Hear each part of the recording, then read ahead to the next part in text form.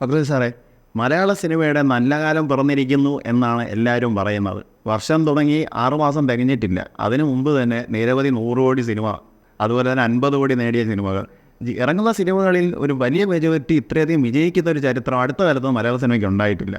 പ്രേക്ഷകർ തിയേറ്ററിലേക്ക് കാശ് മുടക്കി പോകാൻ തയ്യാറാവുന്നു. ഇപ്പോൾ കഴിഞ്ഞ ആഴ്ചകൾ ഇറങ്ങിയ സിനിമകളടക്കം വലിയ വിജയമാവുന്നു.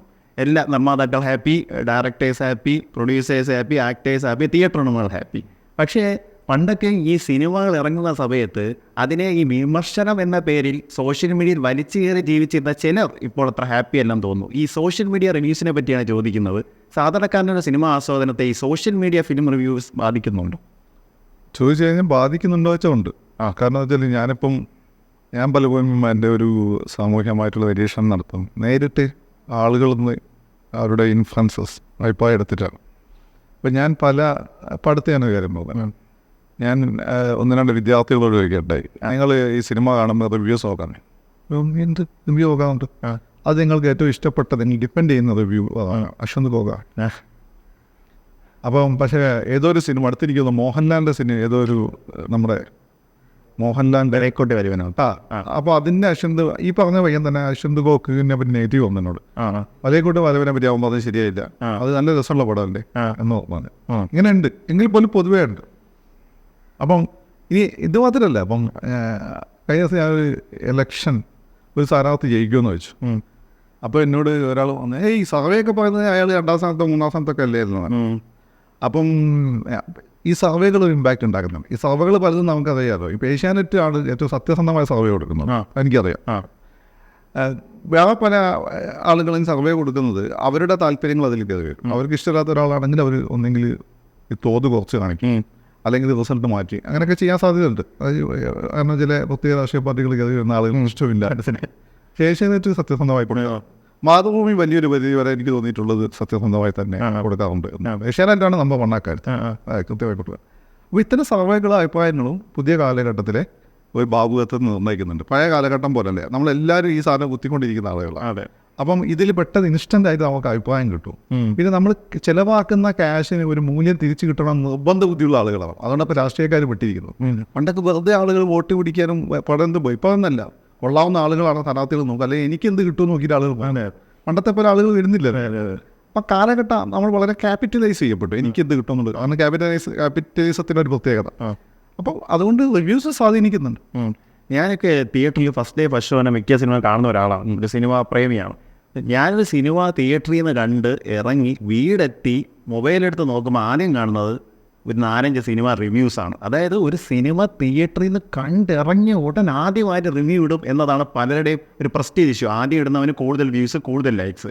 ഈ ഒരു പ്രവണത തുടങ്ങിക്കഴിഞ്ഞതിന് ശേഷം ഒരു ആത്മാർത്ഥതയില്ലാത്ത റിവ്യൂസ് തന്നെയല്ലേ വന്നുകൊണ്ടിരിക്കുന്ന സോഷ്യൽ മീഡിയയിൽ. അതിൻ്റെ വേറെ കാര്യമുണ്ട്. 10 മിനിറ്റ് കഴിഞ്ഞ് തിയേറ്ററിന് റിവ്യൂ ഇടും. 10 മിനിറ്റ് എന്ത് കണ്ടിട്ട് ഇവന് 10 മിനിറ്റ് പറയുന്നത് ഇൻട്രോവിന്? ഞാൻ ചോദിക്കട്ടെ, ഈ 10 മിനിറ്റ് കണ്ട് അനിയത്തിപ്പോൾ ഹിറ്റാകുമായിരുന്നു? ഈ 10 മിനിറ്റ് കണ്ട് റിവ്യൂ ഇട്ടിരുന്നെങ്കിൽ മറ്റേ മലയാളത്തെ കൾട്ട് സിനിമ ഉണ്ടല്ലോ, സിദ്ദിഖിലാൻ്റെ റാഞ്ചിറ സ്പീക്കിംഗ് ഹിറ്റാകുമായിരുന്നു. അത് കഴിഞ്ഞിട്ട് ഇൻ്റർവെല്ലിന് ഫസ്റ്റ് അത് മറ്റേ എന്താണ് വടക്കൻ സെൽഫി സിനിമേൻ്റെ ഈ സ്വയമേ ഒന്നും കൊള്ളില്ലാന്നറിയാം, ഉമേഷ് ഉണ്ടല്ലോ, നിവിൻ ക്യാരക്ടർ. അപ്പോൾ ഇവന് ലോകത്തിനോട് മൊത്തം ദേഷ്യവും വിരോധം വെറുപ്പും അസൂയാണ്. ഇവൻ ഏതൊരു പടം കണ്ടിട്ട് റിവ്യൂ ഇടുന്നുണ്ട്. അതിൽ ഹാഫ് കഴിഞ്ഞു, ഞാൻ കൊടുക്കുന്നത് 2.5 ഔട്ട് ഓഫ് 5 എന്നാണ് പറഞ്ഞു പോയത്. ഇമ്മാതിരി ടീംസാണ്. ഞാനിപ്പോൾ എനിക്ക് ഇഷ്ടപ്പെട്ട സംവിധായകരുടെ, ഞാൻ നടന്മാരല്ലോ സംവിധായകരല്ലോ, ഞാനൊരു സംവിധായകരുടെ ഫാനാണ്. അപ്പം ഇഷ്ടപ്പെട്ട സംവിധായകരുടെ സിനിമ വന്നാൽ, ഇപ്പം ജോഷി സാറിൻ്റെ അല്ലെങ്കിൽ ഷാജി കൈലാസിൻ്റെയൊക്കെ സിനിമ വന്നു കഴിഞ്ഞാൽ ഞാൻ നോക്കും. അപ്പം എനിക്ക് പ്രാന്തെടുക്കുന്നത് എന്താ പറയുക, ഹാഫായ സമയത്ത് ഇട്ടിരിക്കുന്നു, ഹാഫ് മോശം, അത് ഹാഫ് കൊള്ളാം, ശരാശരി. ഇവർക്ക് ഇങ്ങനെയുള്ളവരല്ലേ റിവ്യൂ ഇടുന്നത്. അതെ. ഇനി അത് കഴിഞ്ഞിട്ടാണ് നിങ്ങൾ പറഞ്ഞ അടുത്ത വിഷയം പറയുന്നത്.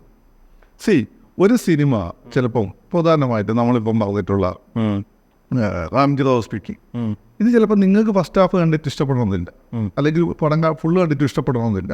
ആദ്യം കണ്ടപ്പോൾ ഇഷ്ടപ്പെടണമെന്നില്ല, പക്ഷേ എനിക്കിഷ്ടപ്പെട്ടത് വരും.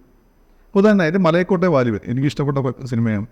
അതുപോലെ മോഹൻലാലിൻ്റെ മറ്റേ സിനിമയുടെ മോഹൻലാൽ ഈ മാടയും മറുതയൊക്കെ ആയിട്ട് വരുന്ന സിനിമ ഒടിയൻ എനിക്കിഷ്ടപ്പെട്ട സിനിമയാണ്. അതുപോലെ തന്നെ ഫാസ്റ്റ് ആൻഡ് ഫ്യൂരിയസിൻ്റെ അവസാനം വന്ന 10th എനിക്കിഷ്ടപ്പെട്ടതാണ്. അപ്പോൾ എനിക്ക് ഈ സിനിമ ആസ്വദിക്കാൻ പറ്റുന്നുണ്ട്, എനിക്ക് വർത്താണ് ആ സിനിമ.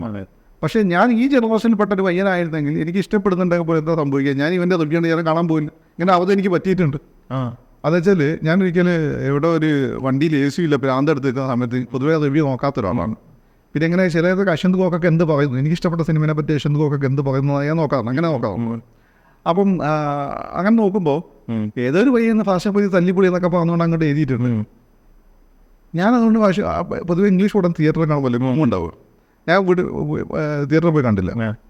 ഞാൻ കണ്ടുപോകും നല്ല പടം, ഫാഷും മൂവീസ് ബൊമ്മാരൊക്കെ ഈ ടോക്കിയോ ഡ്രിഫ്റ്റിനെക്കാട്ടൊക്കെ നല്ല പടം. ടോക്കിയോ ഡ്രിഫ്റ്റാണ് ബൊമ്മാരുടെ കൾട്ട് സിനിമ. അത് ഈ പയ്യന്മാരായതുകൊണ്ടാണ്. വിൻഡീസിലൊക്കെ അവസാനമല്ലേ വരുന്നത്, അതിൽ ഹാനാണുള്ളത്. അപ്പോൾ ഹാനും പിന്നെ ഈ വിൻഡീസിൻ്റെ മരുവനൊക്കെയാണ് അതിൽ. അപ്പം നല്ല പടമാണ്, എനിക്ക് ഇഷ്ടപ്പെട്ടു. അത് ഇത് തന്നെ മലയക്കോട്ടെ വാല്യൂവിന് സംഭവിച്ചിട്ടുണ്ട്. പക്ഷെ മലയക്കോട്ടെ വാല്യൂ നമുക്കറിയാം. ഞാൻ അത് എന്നോട് ചോദിച്ചോട് ചെയ്യാൻ പോകുന്നത്, അത് നിങ്ങൾ മോഹൻലാൽ സിനിമ എന്ന രീതിയിൽ കാണണ്ടേ, ലിജോയുടെ പടം എന്ന രീതിയും കാണാം. മോഹൻലാൽ പടം നിങ്ങൾ നിരാശരാവും. അത് ലിജോയുടെ പടമാണ്. പക്ഷെ മോഹൻലാലിന് വേണ്ടി ലിജോ എന്തോ ഒരുക്കിയിട്ടുണ്ടോ, അതായത് സിനിമയിലുണ്ട്. ലിജോ നാടകത്തിന്റെ ബാക്ക്ഗ്രൗണ്ടിൽ വരുന്ന ആളാണ്. അപ്പോൾ ലിജോയുടെ സിനിമകളെല്ലാം ഇത് കയറി വരാറുണ്ട്. അത് മോഹൻലാലിന്റെ സിനിമയെ കയറി വരുമ്പോൾ മാത്രമേ നിങ്ങൾക്ക് എന്നത്തെ പ്രശ്നം മനസ്സിലായില്ലേ. അപ്പം ഇതിൻ്റെ ഒരു പ്രശ്നം എന്ന് വെച്ചാൽ റിവ്യൂ ഒക്കെ കൊടുക്കണം. അപ്പോൾ അശ്വന്തിൻ്റെ റിവ്യൂ ഭയങ്കര മോശം എന്നുള്ള അങ്ങേറ്റം മോശമുള്ളതായിപ്പോയി. അവരുടെ ലാംഗ്വേജ് യൂസ് ഒന്നും എനിക്ക് വലിയ ഇഷ്ടമില്ല. കാരണം നമ്മൾ പഴയ ജനറേഷനിൽപ്പെട്ട ആളായതുകൊണ്ടായിരിക്കാം. കുറച്ചും കൂടിയൊക്കെ മര്യാദ കാണിക്കുക. കാരണം എത്ര അധ്വാനമാണ് സിനിമ എടുക്കുക. നമുക്കറിയാമല്ലോ, അശ്വന്തിന് തന്നെ അറിയാമായിരിക്കും. നിങ്ങൾ സെറ്റ് പോയി കഴിഞ്ഞാൽ എല്ലാവരുടെയും അശ്വന്ത് പറയാം, അവർക്ക് പൈസ കിട്ടുന്നത്. പൈസ മാത്രമല്ല, നമുക്ക് ആളുകൾക്ക് ഓരോ ജോലി ഉണ്ടായിട്ട് ഇപ്പം നിനക്ക് വേണമെങ്കിൽ വേറെ എന്തെങ്കിലും ജോലിക്കോ. പക്ഷേ നീ ഒരു സിനിമക്കാരൻ സ്ക്രിപ്റ്റായിട്ട് ആണ് ആഗ്രഹിക്കുന്നത്, നിൻ്റെ ഒരു പാഷനാണ്. ആ പാഷൻ നമ്മൾ ബഹുമാനിക്കണം, മനസ്സിലായില്ലേ. അപ്പോൾ അങ്ങനെ വരുന്ന സമയത്ത് ഇപ്പം വെറും പൈസ കൊണ്ട് മാത്രമേ നമുക്കിതൊന്നും നടക്കാൻ പറ്റും. അപ്പോൾ ഒരാളുടെ അധ്വാനത്തിൽ നമ്മൾ നല്ലൊരു ഭാഷയിലൂടെ അതിലൊരു പയ്യന്നൂർക്കാരൊരു പയ്യനുണ്ട്, അവൻ ആ രീതി അവതരിക്കും. പക്ഷെ അവൻ്റെ ഒരു പ്രശ്നം എന്ന് വെച്ചാൽ ഉദ്ദേശിൻ്റെ പ്രശ്നം എന്ന് വെച്ചാൽ ബാലൻസ്ഡ് ആയിട്ട് പറയും. അശ്വന്ത് കുറച്ചും കൂടി അശ്വന്ത് ഇഷ്ടപ്പെട്ടില്ലെങ്കിലും അത് തുറന്നു പോയി. പക്ഷെ അവന് ചെയ്യുന്ന ഫോൾ ലാംഗ്വേജ് ആണ് എൻ്റെ പോസ്റ്റ്. പക്ഷേ ഫോൾ ലാംഗ്വേജ് ഇപ്പോൾ പോയി കൺട്രോൾ ചെയ്തു തോന്നുന്നു. അശ്വത്തിനെ വാച്ച് ചെയ്യാറുണ്ട്. ഇപ്പോൾ ഉക്രി എന്നൊന്നും പറയാറില്ല. പക്ഷെ നമ്മൾ പറഞ്ഞത് പബ്ലിസിറ്റി കൊടുക്കുകയും വേണ്ട, അങ്ങനെ പറയുന്നത്. ഇപ്പോൾ കുറച്ചുകൂടെ പിന്നെ മലങ്കൾട്ട് എന്നുള്ള വാക്ക് അവൻ്റെ ലൈഫുമായിട്ട് എന്താ പറയുക ഒട്ടിച്ചു വന്നിരിക്കുന്നു. അത് ഉപയോഗിക്കേണ്ട ആവശ്യമില്ല. പണ്ട് അയാൾ എന്തെങ്കിലും ഫേസ്ബുക്കിലൊക്കെ മലങ്കൾട്ട് എന്തൊരു ഇത് കഠിനായിരുന്നുള്ളത്. ഇത്തരം വാക്കുകൾ ഉപയോഗിച്ച് കുറച്ചുകൂടി മാന്യമായ ഭാഷയിലെ കാര്യം റെസ്പെക്റ്റ് നമുക്ക് കൊടുക്കാം എന്നുള്ളതാണ്. അപ്പം എനിക്ക് തോന്നിയിട്ടുള്ളൊരു കാര്യം എന്ന് വെച്ചാൽ രണ്ട് കാര്യങ്ങളാണ്. റിവ്യൂസ് കൊടുക്കാം, റിവ്യൂസൊക്കെ നല്ലതാണ്. സിനിമയെ റിവ്യൂസ് വളർത്തിയിട്ടുണ്ട്.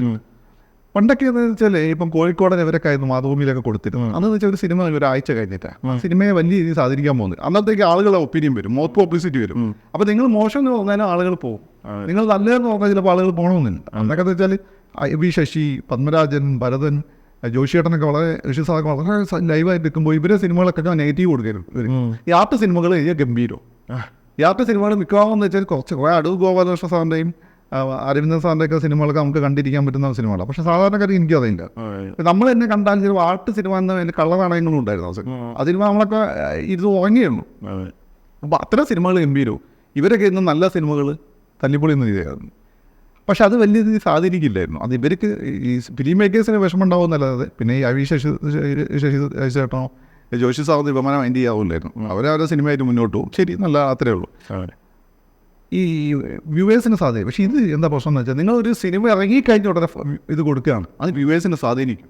ഞാൻ പറഞ്ഞില്ല, ഓരോരുത്തരുടെ ആസ്വാദക നിലവാരം വ്യത്യസ്തമാണ്. ഇപ്പം അശ്വന്ത് ഗോക്ക് തന്നെ പറയുന്ന കാര്യമുണ്ട്. ഞാൻ ഇപ്പം ഭീഷ്മയെ പറ്റിയെന്ന് തോന്നുന്നു ഞാൻ മോശം അഭിപ്രായം പറഞ്ഞു. ആ സിനിമ ഓടിയില്ലേ, ഞാൻ നല്ല അഭിപ്രായം പറഞ്ഞ സിനിമ ഉണ്ട്. ഇപ്പം തമിഴിലെ തമിഴിലെ പുതിയ പയ്യനുണ്ടല്ലോ, പ്രിൻസിലൊക്കെ അഭിനയിച്ചിട്ടുള്ള ബെരിച്ചിട്ടുള്ള ഡോക്ടർ എന്നുള്ള ശിവാർത്തിയായിട്ട് ഒരു സിനിമ, കാർട്ടൂൺ എല്ലാം കൂടി വന്ന് അവൻ നല്ല അഭിപ്രായം. അതെ ആ സിനിമ. അപ്പം അതിൽ പിന്നെ അശ്വന്ത് പറയുന്ന അശ്വന്ത് നല്ല അഭിപ്രായം വന്നു. പക്ഷെ ഇവിടെ ഓടിയിട്ട് എനിക്ക് ഇഷ്ടപ്പെട്ടില്ല പടം. സത്യം പറയില്ല, എനിക്ക് സംഭവം അങ്ങനെ ഒരു സംഭവം. അപ്പോൾ ഇതിൻ്റെ ഒരു സംഭവം നമ്മളത് മനസ്സിലാക്കിയിട്ട് ഒരു 2-3 ദിവസമെങ്കിലും മാറി നിന്നിട്ട് റിവ്യൂ. അന്നത് മൗത്ത് പബ്ലിസിറ്റി നമുക്ക് നമ്മുടെ വ്യൂവേഴ്സിനെയും കിട്ടും. അല്ല, നിങ്ങൾ ഒരു സിനിമ ഇറങ്ങിയ ഉടനെ തന്നെ നിങ്ങൾ പോയി റിവ്യൂ കൊടുക്കുമ്പോൾ എസ്പെഷ്യലി പുതിയ പിള്ളേർക്ക് ഈ സിനിമയെ പറ്റി ചരിത്രബോധമൊന്നുമില്ല, അവർക്ക് നോക്കേണ്ട ആവശ്യമില്ല. നമ്മളൊക്കെ ഒരു ചരിത്രബോധത്തിൻ്റെ പുറത്തേക്കാണ് സിനിമ കാണുന്നത്. അപ്പോൾ ഇങ്ങനെയുള്ള ആളുകളുടെ അഭിപ്രായങ്ങൾക്ക് അവർ വലിയ വില, അവർ കൊടുക്കുന്ന റെസ്പെക്റ്റാണ്. അവരെ നമ്മൾ ചീറ്റ് ചെയ്യാൻ പാടില്ല. അപ്പോൾ അശ്വന്ത് ഗോക്കിനെ ഈ പിള്ളേർ ഇഷ്ടപ്പെടാൻ കാരണം അവൻ സ്ട്രെയിറ്റ് ആയിട്ട് പറയുന്നുണ്ട്. ആ സത്യസന്ധമാണ്, അവൻ സ്ട്രെയിറ്റ് ആയിട്ട് കാര്യങ്ങൾ പറയുന്നത്. എനിക്ക് അവരുടെ പ്രശ്നം എന്ന് വെച്ചാൽ ചില ലാംഗ്വേജ് അവർ ഉപയോഗിക്കുന്നത്. അശ്വന്ത് അവൻ്റെ അഭിപ്രായം പറയുന്നത്, പക്ഷേ ഇത്രയും വ്യൂവേഴ്സ് ഉള്ളതുകൊണ്ട് അത് ജനറൽ ആയിട്ടുള്ള ഒപ്പീനിയൻ ആയിട്ട് വരുന്നുണ്ടാവും. പക്ഷെ അശ്വന്ത് ഇമ്പ്രൂവ് ചെയ്യുന്നു എന്നുള്ള വലിയ കാര്യം. അപ്പം ഭാഷ അത് മിതപ്പെടുത്തിയിട്ടുണ്ട്. ഇപ്പം അടുത്ത് വന്ന 3 സിനിമകളെ പറ്റും. അതായത് പിന്നെ നമ്മുടെ ഉണ്ണിയുടെ പടം ജയ് ഗണേഷ്, ജയ് ഗണേഷ്, വർഷങ്ങൾക്ക് ശേഷം, പിന്നെ ഏതാണ് ഒന്നും കൂടെ ഒന്നല്ലോ ആവേശം. ഇതിനെപ്പറ്റി 3 പറ്റി നല്ല അഭിപ്രായം ഉണ്ണി അദ്ദേഹം പറഞ്ഞിട്ടുണ്ട്. അദ്ദേഹം ഇഷ്ടപ്പെട്ടതുകൊണ്ടായിരിക്കും അങ്ങനെ പറഞ്ഞിട്ടുള്ളത്. അപ്പം നിങ്ങൾക്കൊരു നല്ല റിവ്യൂ ആണെങ്കിൽ അതാണ് നിങ്ങൾ അന്നപ്പോൾ തന്നെ കൊടുത്തോ, അത് പ്രശ്നമൊന്നുമില്ല. അത് പിന്നെ സിനിമയ്ക്ക് ഗുണം ചെയ്യുള്ളൂ. ഗുണം ചെയ്യണമെങ്കിൽ മാറ്റി തന്നു. പക്ഷെ നിങ്ങൾക്കൊരു സിനിമ ഇഷ്ടപ്പെട്ട നിങ്ങൾക്ക് കൺഫ്യൂഷൻ ഉണ്ട്. അപ്പം ഒടിയൻ പോലെയുള്ള സിനിമ എനിക്കതിൻ്റെ ഒരു ക്ലാസിക്കൽ എക്സ്പീരിയൻസ് ആയിട്ട് ഫീൽ ചെയ്യുന്ന സിനിമ. അല്ലെങ്കിൽ ഇപ്പം ലിജോയുടെ മോഹൻലാൽ സിനിമ വലയക്കോട്ട് നിങ്ങൾ ഇഷ്ടപ്പെട്ടില്ല. അപ്പം നമുക്കതിൻ്റെ ഒരു എൻ്റെ പ്രോബ്ലം ആണോ, അത് ഇഷ്ടപ്പെടുന്ന ആളുകൾ ഉണ്ടാവില്ല എന്നൊരു ഫീൽ നമുക്കുണ്ടാവും. ഒരു 3 ദിവസം മാറ്റി നിർത്തി റിവ്യൂ കൊടുത്തോ. അങ്ങനെ അപ്പോൾ ഒരു സോഷ്യൽ കമ്മിറ്റ്മെൻറ്റ് നമുക്കുണ്ട്. സിനിമ എന്നുള്ള ഇൻഡസ്ട്രി നിലനിൽക്കുന്നതുകൊണ്ടാണല്ലോ ഇവർക്ക് റിവ്യൂ കൊടുക്കാൻ പറ്റുന്നത്. അത് മാത്രമല്ല ഈ ട്രേഡ് യൂണിയനിസ്റ്റുകളെ പറ്റി പറയാനുണ്ട്. ഈ കമ്പനി പൂട്ടിക്കഴിഞ്ഞാൽ അവർക്ക് തൊഴിൽ പോകുന്നത് മനസ്സിലായോ. അപ്പം ഈ ബിസിനസ് ഉള്ളതുകൊണ്ടാണ് ഇപ്പം ഇന്ത്യക്കെതിരെ, മോഡിക്കെതിരെ, അല്ലെങ്കിൽ പിണറായി വിജയനെക്കെതിരെ പറയാതെ പോകുന്ന ആളുണ്ട്. ഈ രാജ്യം എന്നുള്ള ചുവരുള്ളതുകൊണ്ടാണ് നിങ്ങൾക്ക് അവർക്കെതിരെ പറയാൻ പറ്റുന്നത്. അതുകൊണ്ട് അവർ പോസിറ്റീവ് ചെയ്താൽ അത് അംഗീകരിക്കാൻ, നെഗറ്റീവ് ചെയ്താൽ അതിനെ എതിർക്കുക, അങ്ങനെയാണ് ചെയ്യുന്നത്. അപ്പോൾ റിവ്യൂ എപ്പോഴും ചെയ്യേണ്ടത് ഇപ്പോൾ പണ്ടത്തെ ആളുകളെ പോലെ മാതൃഭൂമി ആഴ്ച പിന്നെ ഒരാഴ്ച വെയിറ്റ് ചെയ്യേണ്ട ആവശ്യമില്ല. 3 ദിവസമെങ്കിലും നിങ്ങൾ സമയം കൊടുക്കും. അതായത് പുറത്ത് പബ്ലിസിറ്റി വരും. എന്നിട്ട് നിങ്ങൾ റിവ്യൂ കൊടുക്കും. അങ്ങനെയാണ് ആ സിനിമയ്ക്കും ഗുണമാണ്, നിങ്ങൾക്കും ഗുണമാണ്. പക്ഷേ എന്തിനൊക്കെ ക്രെഡിബിലിറ്റി ഉണ്ട്. പക്ഷേ നമ്മൾ എൻ്റെ ഒരു സുഹൃത്ത് അവൻ ഇതിൻ്റെ ഇപ്പോൾ അശ്വന്തിൻ്റെ ഫാനല്ല. അത് കാരണം എന്ന് വെച്ചാൽ അവൻ്റെ ഒരു സിനിമ അവൻ കണ്ടപ്പോൾ ഡിഫറെൻ്റ് എക്സ്പീരിയൻസ് വന്നു. അപ്പോൾ ആ രീതിയിൽ മുന്നോട്ട് പോകുന്നത്. ഇപ്പോൾ അശ്വന്തൊക്കെ എനിക്ക് മൂവി ബഫ് കൂടിയാണ്. അശ്വന്തിനെ തന്നെ പാട്ട് പാടുന്നത് ഞാൻ കണ്ടിട്ടുണ്ട്, അശ്വന്ത് അഭിനയിക്കുന്നത് കണ്ടിട്ടുണ്ട്. അപ്പോൾ അദ്ദേഹത്തിന് അത് ഇഷ്ടമാണ്. അപ്പോൾ അതിന് ആ എഫേർട്ട് അദ്ദേഹത്തിന് അറിയാം, സിനിമ അറിയാൻ തോന്നുന്നു അദ്ദേഹത്തിന്. അപ്പോൾ അതിന് റെസ്പെക്റ്റ് നമ്മൾ കൊടുക്കണം. എന്നിട്ട് ആ ഇൻഡസ്ട്രിയെ പ്രൊട്ടക്റ്റ് ചെയ്തുകൊണ്ട് നമുക്ക് നമ്മുടെ അഭിപ്രായം പറയാം. അല്ല ശത്രുതയിലേക്കും പോകേണ്ട ആവശ്യം. നമുക്കെല്ലാം അസൂയ ഉണ്ടാവും. നമുക്ക് പല ആളുകളോട് അസൂയ ഉണ്ടാവും. ഇപ്പം നമ്മളൊക്കെ എന്താണ്, എനിക്ക് പലപ്പോഴും എന്നോട് തന്നെ ഒരു ഇൻഫീരിയറിറ്റി കോംപ്ലക്സ് വന്നാറുണ്ട് ഋതിക് റോഷനെ കാണുമ്പോൾ. ഏത് രസമാണ് അയാളെ കാണുക, ഡാൻസ്, അയാളെ ആക്ടിങ് ഒക്കെ തന്നെ. പക്ഷേ അസൂയ ഒരിക്കലും ഋതിക് റോഷൻ ഇപ്പോൾ ഫൈറ്റർ കണ്ടുവരിക ഋതിക് റോഷന്. പക്ഷേ ഋതിക് റോഷൻ്റെ സിനിമ ഞാൻ എന്താ ആസ്വദിച്ച് എന്തൊരു റെസ്പെക്റ്റോട് കൂടിയിട്ടാണ് കാണുന്നത്. അങ്ങനെയാണ് നമ്മൾ കാണേണ്ടത്. പക്ഷേ നമുക്ക് അസൂയ നമുക്ക് എപ്പോഴും നമ്മുടെ ജീവിതത്തിൽ ഗുണകരമാക്കി വരിക. ഞാൻ അത്യാവശ്യം ജിമ്മിലൊക്കെ പോയി അയാളെ പോലെ ഐറ്റം നമുക്ക് ഉണ്ടാക്കാൻ പറ്റില്ല. വേണമെങ്കിൽ അത്യാവശ്യം ബോഡിയൊക്കെ അത് ഫിറ്റാക്കാൻ പറ്റും. കൂടുതൽ വാർത്തകളും വിശേഷങ്ങളും നിങ്ങളിലേക്ക് എത്താൻ ABC മലയാളം സബ്സ്ക്രൈബ് ചെയ്യുക, ബെൽ ബട്ടണും അമർത്തുക.